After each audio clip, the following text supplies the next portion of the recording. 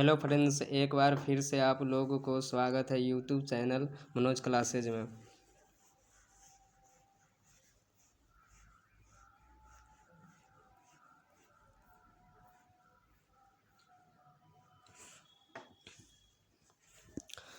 निम्नलिखित में कौन सी सबसे छोटी संयुक्त संख्या है? संयुक्त संख्या हम उसे कहेंगे जिसको यानी कि दो या दो से अधिक गुणनखंड होता हो।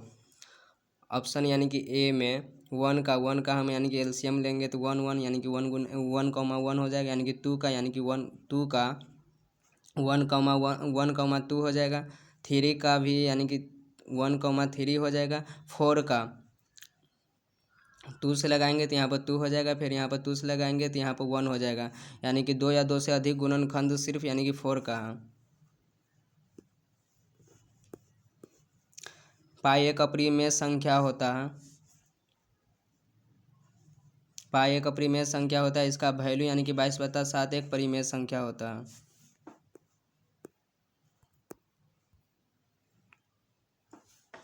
निम्नलिखित में कौन अपरिमेय संख्या है जिसको यानी कि हम पूरे पूरे वर्ग तोड़ सकते हैं, वही अपरिमेय संख्या कहलाता है।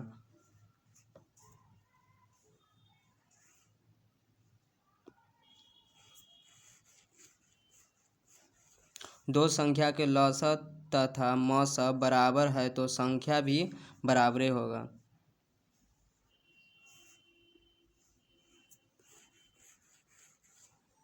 जीरो पॉइंट 0.29 एक अपवर्तनांक है तो इसका यानी कि वैल्यू डी हो जाएगा।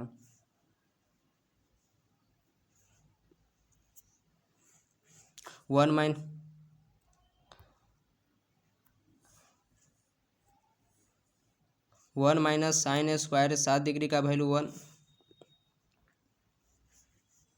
वन माइनस साइन 7 डिग्री का वैल्यू रूट अंदर 3/2 का होल स्क्वायर कर देंगे तो यहाँ पर वन माइनस यानी कि 3 यानी कि 4, इसको हम एलसीएम लेंगे तो यानी कि 4 माइनस 3 यहाँ पर 4, इसको घटाएंगे तो 1 यानी कि 4, इसका सही ऑप्शन यानी कि 1/4 हो जाएगा। निम्नलिखित में किसका दशमलव प्रचार शांत होता है? तो शांत जो p/2 के पावर n गुण्य 5 के पावर m का नियम पालन करता है, वह शांत संख्या कहलाता है।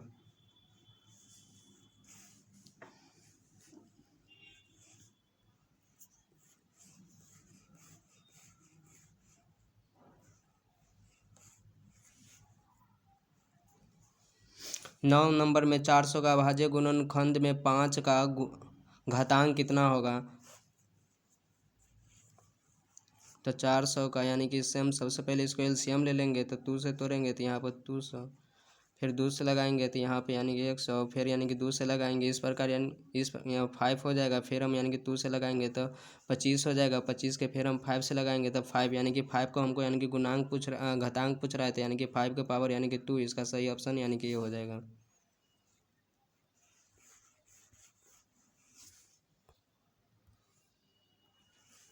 यदि 130 बराबर 15 गुने 8 प्लस 10 तथा मसा इतना मसा यानी कि ए हो जाएगा, इसका सही ऑप्शन।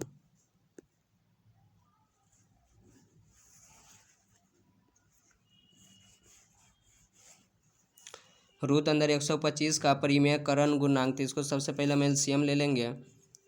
125 का हम एलसीएम ले लेंगे, इसको हम फिर यानी कि 5 से लगाएंगे तो 25, यहाँ पर फिर हम 25 से लगाएंगे तो यहाँ पर 5, यानी कि 5 गुने यहाँ पर रूट अंदर यानी कि 5 हो जाएगा, इसका सही आंसर हो जाएगा यानी कि डी।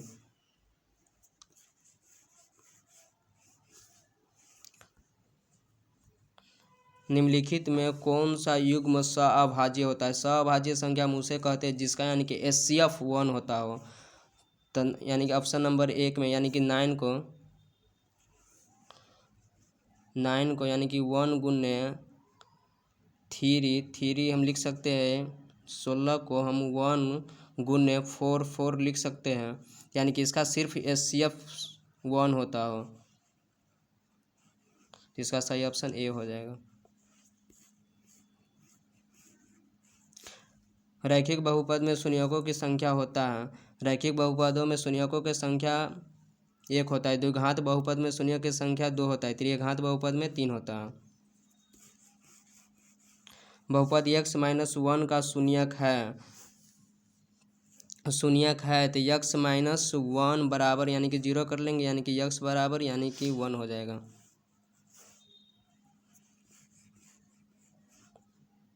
किसी द्विघात बहुपद का शून्यक -4 एवं 7 है तो द्विघात बहुपद ज्ञात कीजिए।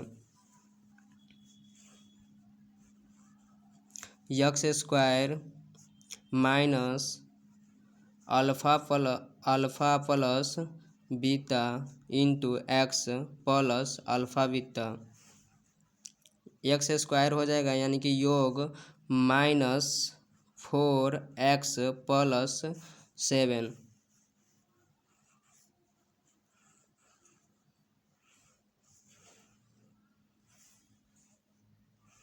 माइनस, यानी कि ऑप्शन ए हो जाएगा। ऑप्शन ए हो जाएगा minus.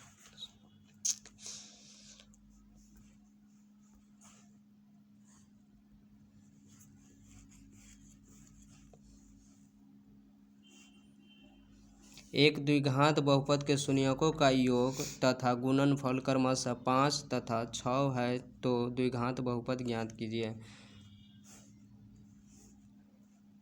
x² minus alpha plus beta into x plus alpha beta,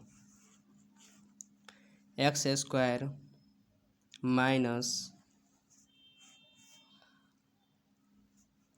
5x plus 6, x² minus 5x plus 6, यानी कि इसका ऑप्शन हो जाएगा बी।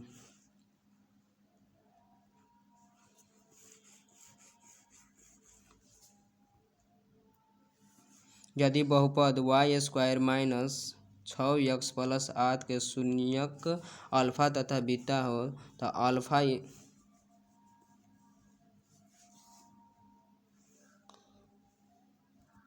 अल्फा इंटू बीटा का फॉर्मूला c/a होता है। तो c यानी कि 8/1/8।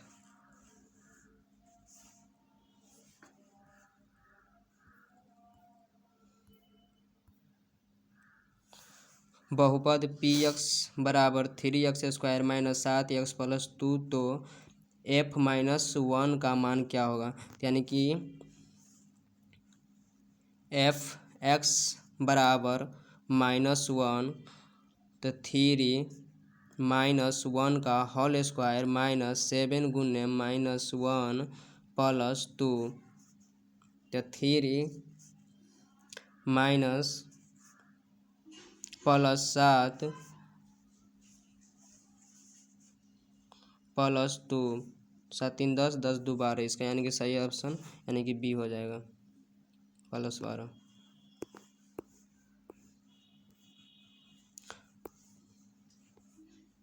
बहुपद x² माइनस 3 का शून्यक x² माइनस 3 बराबर 0, x² बराबर 3, हम ये स्क्वायर हटाएंगे तो प्लस माइनस यानी कि साथ में रूट अंदर 3, इसको हम लिखेंगे ऐसे करके लिख सकते हैं, यानी कि 3 -3 लिख सकते हैं, यानी कि इसका सही ऑप्शन हो जाएगा यानी कि बी।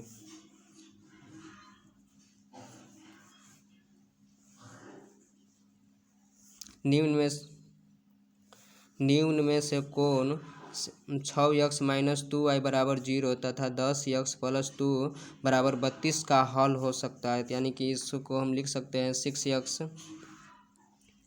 6x माइनस 2y बराबर 0, 10x प्लस 2y बराबर 32, इसको हम यानी कि चेंज करने से कोई बात ही नहीं, यानी कि कट जाएगा ये 16x बराबर 32, इसको हम काटेंगे तो x बराबर यानी कि 2 आ जाएगा। समीकरण 1 में हम रख देंगे तो समीकरण 1 यानी कि 6x माइनस 2y बराबर 0, x बराबर 2 तो -2y बराबर 0। यहाँ पे 12 - 2y बराबर 0। 12 माइनस बराबर y यहाँ पर 2 यानी कि y बराबर 6 आंसर, यानी कि ऑप्शन बी।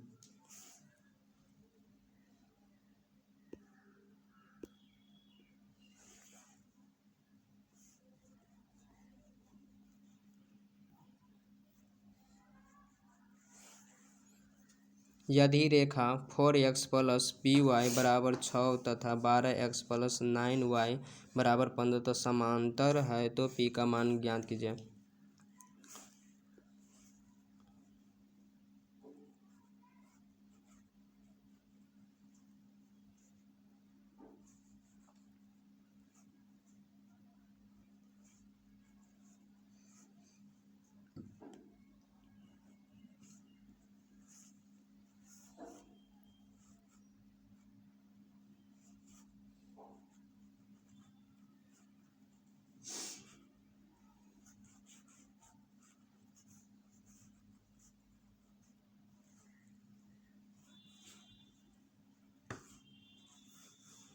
यानी कि इसका सही आंसर यानी कि 3 हो जाएगा।